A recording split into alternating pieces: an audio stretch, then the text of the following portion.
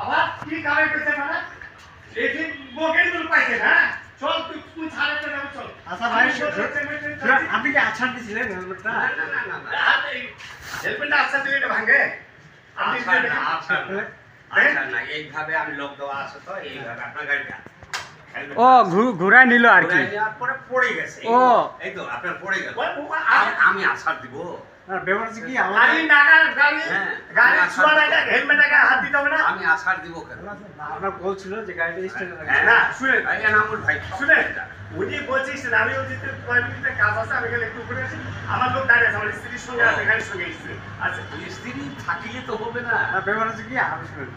টাকা না দিবেন নাই দিবেন কিন্তু ওনার একটা আদেশ আছে যে আপনি টাকা না দিলে কিন্তু স্ট্যান্ডে রাখেন। এখন কোন ছাড়ে নির্দেশে গেছে এটা ভাঙলো কেন ওই ছাড়েটা আপনি চলেন